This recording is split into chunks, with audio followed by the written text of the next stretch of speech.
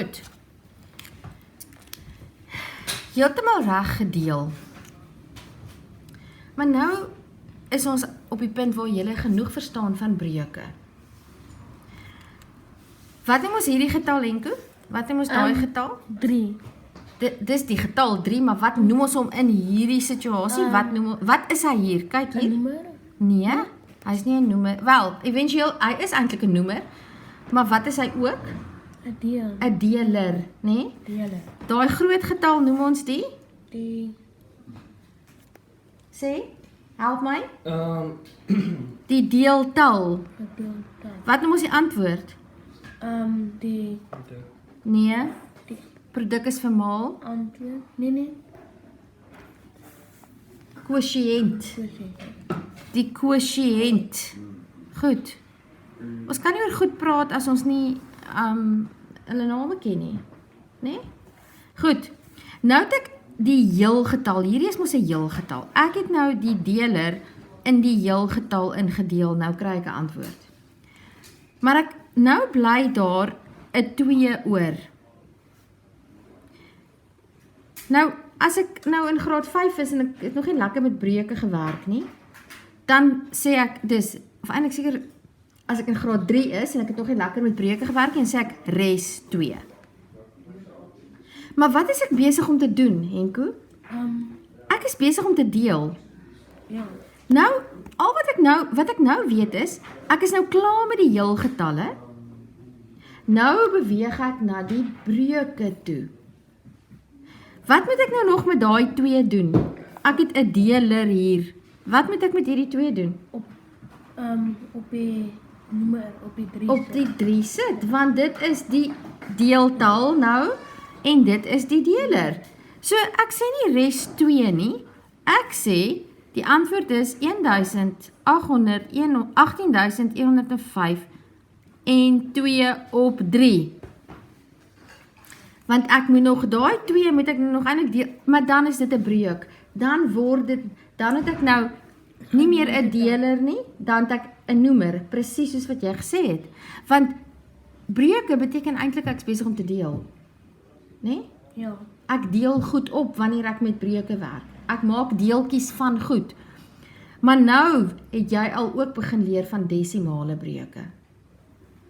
Wat is 'n desimale breuk, Darren? Wat is die eienskappe van 'n desimale breuk? Dat die nommer altyd 10 Vir desimale breuke is die noemer 10 of 100 of 1000 of 10.000 of aan. 'n mag van 10. Nou goed, Henko, hoe kan ek 2/3 skryf sodat die noemer 'n 10, 'n 100 of 'n 1000 of 'n 10.000 is? Of 'n 100.000 of 'n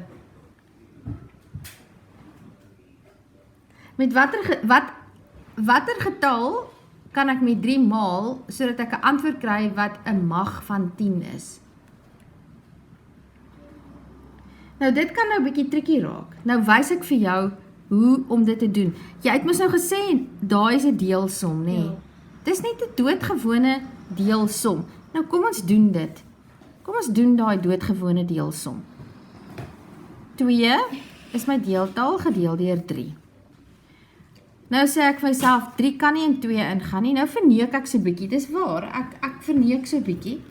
Nou sit ek daar 'n komma, nê, en ek sit 'n 0 daar.